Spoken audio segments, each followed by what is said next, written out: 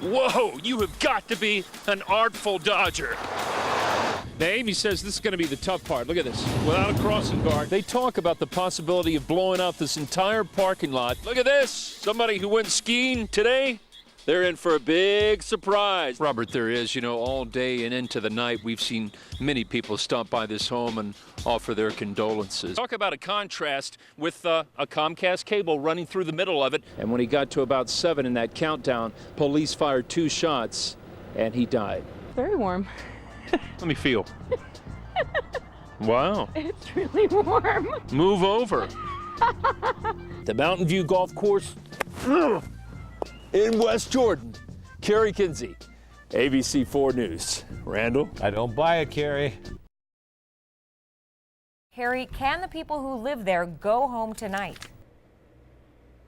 Well, Karen, the answer is yes, but at your own risk. We're going to pan over to the smoke coming off that mountain really hard right now as the wind whips all around.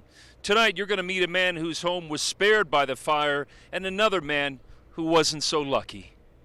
New hot spots on the Pine Mountain Valley Wilderness tonight as ABC4 tours the burned out area. As we ride along the 10,000 acres of charred brush from time to time, you can see helicopters doing their best to knock down this fire. Deep within New Harmony, an amazing sight. Despite the melted siding, Kendall Kelsey's home still stands. Both my wife and I, had to sit down and say a little prayer because it was, we felt very blessed that we still had a home, Just about 2 football fields from Mr. Kelsey's house, his neighbor's home, well, there's nothing left. It's absolutely gone. We had 20 acres of heaven. Now we got 20 acres of nothing. It's just charcoal. Quentin Morissette says he and his wife didn't have any insurance. He doesn't know where to direct his anger. A month ago, this was one tree fire. 2 weeks ago, it was back on the back side. Friday night, it could have been kept from cresting. They knew what they couldn't let it do, and yet it happened. Back live, the smoke coming off that mountain now as the Type 1 firefighters are in town, about 400 of them. But I got to tell you, last night we heard that this fire might be out in the next 2 days. And that timeline, according to the folks from the fire department now, it's changed. This fire might not be out for another 5 to 6 days. We're going to have more on that coming up tonight at 6 o'clock. Just after 6 o'clock tonight on Interstate 15, our ABC4 cameras capture this young lady texting while driving. We're almost positive that's what she was doing because we followed her for miles and never saw her hold the handset up to her mouth. We followed this man for miles and saw him weave in and out of his lane several times. He's not even looking at the road. At 70 miles per hour, if this man isn't texting, he's definitely not paying much attention to the interstate. His left hand is holding sunglasses. And there's a sign of the times. The driver in the car next to him is on the phone. There's plenty of people texting, there's plenty of people talking on the phone, there's plenty of people eating and driving distracted. But soon, if you're caught texting while driving, it's a Class C misdemeanor.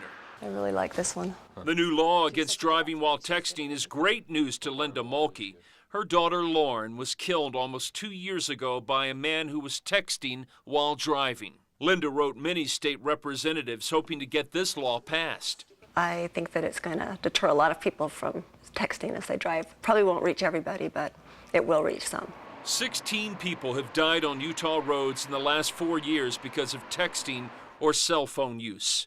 UHP is getting serious about this problem. They can go as far as looking at your cell phone records during the time of a crash. We can subpoena those records and actually find out what time you were texting or talking on the phone, those types of things. It's an accident waiting to happen, as I know very well. And then the game they play with you, you will never get anything back from them. George Parsons of North Ogden says he bought an extended warranty for his home almost 2 years ago. Okay. National Home Protection looks like a reputable company. This is the same website he checked out before forking over more than $900 for a 3-year policy. And then downstairs it leaked. When he made a claim on the policy thanks to a water leak, he says National Home Protection did a disappearing act. File a claim, press 2. We asked George to call the company while our cameras rolled. After being put on hold for a few minutes, watch what happens. Hello? Hi, how are you? George is stunned, but he's kind of getting used to this. They've hung up on me before like that, yes. This time, George pretended like he wanted to buy a new policy. When he was sent to customer service, a woman acted like she couldn't hear him. Okay, let me say this. I have 2 questions, if I may. One of them is, Hello? See, that's what they do. Oh, we can't hear you. We just can't hear you. And then they'll hang up. When I told George that the company was out of New York City and that the Better Business Bureau there received more than 950 complaints on them, this was his reaction. Francine Gianni of the Utah Department of Commerce says she's taken action against this company before. So how can this company still be in business? We get a lot of people asking us the same questions about other businesses. First of all, it's very difficult to shut down a business. Certainly, when people do their homework, perhaps you would find out that kind of information. Now, if you're a homeowner thinking about buying an extended warranty, you need to look into these companies, especially in their home state. Listen to this. In the last 12 months, the New York City Better Business Bureau says they received 541 complaints against that company. National Home Protection failed to respond to 512 of those. Reporting live from Salt Lake City, Kerry Kinsey, ABC 4 News. All right, thanks very much, Kerry. Hey, Cody. Skittish as a cat, Cody takes cover at her vet's waiting room. She's been here before. A few weeks ago, the 12-year-old Alaskan Husky had a revolutionary-type surgery performed on her. Where are you from? Originally from Pennsylvania. Owner Dan Miller said he wanted Cody back to her old self. We mountain bike, backcountry ski with her, hike. Yeah, just very active. But a degenerative arthritic elbow appeared about 4 years ago, and that has slowed down Cody. Lots and lots of bone spurring. So Miller and Dr. James Israelson of the Mountain View Veterinary Health Center in Providence agreed to make Cody better. So the area that we harvested was right behind the liver. Harvested fat was sent off to Southern California. VetStem isolated Cody's stem cells and sent them back to Utah, where they were injected into Cody's arthritic joint. Come on. How's this elbow doing, huh? No controversy here. These are not embryonic human stem cells. These are Cody's. What? Come on. The surgery wasn't cheap. We're talking more than $1,600. But the technology behind it is now being used on horses. And Dr. Israelson says one day, maybe even humans. That makes Dan feel like Pioneer. Now, Dan says if Cody gets back to even 40% of where she was back in the day, he'll certainly be happy with that.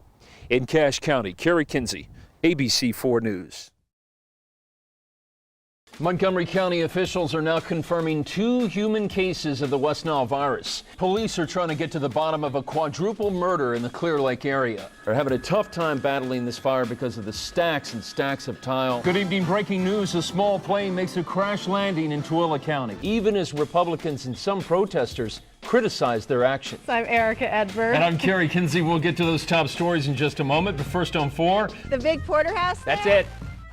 Bring it back. We're dishing it up for you. Authorities say they found a body today southeast of Waco in the area where police have been searching for missing Baylor University basketball player Patrick Dennehy. The hope is that you'll think about the ill effects of smoking. ABC 4's Heidi Hatch shows you how a 4th grader is hoping you'll pay attention. Police in Kemah have a new weapon to fight crime. The technology they're using isn't new, but the way they're using it is. Halloween is still weeks away, but it's never a bad time to hear a good ghost story. At least that's what Doug Johnson thinks. In case you missed it, here's this week's Lone Star Lore. Well, we have more breaking news tonight, this time a serious crash in Parley's Canyon. Wow. Bundle up. Keep warm. There you go. Clayton, thanks a lot. Wesley in with sports. Oh no, break out the 86 videos of the Super Bowl Shuffle, right? I saw you doing the Super Bowl Shuffle in the newsroom earlier today. I did. You had some moves. Awesome, baby. What do you think? Would you? When they could talk, they said that. Yeah. Thanks for watching. See you tonight.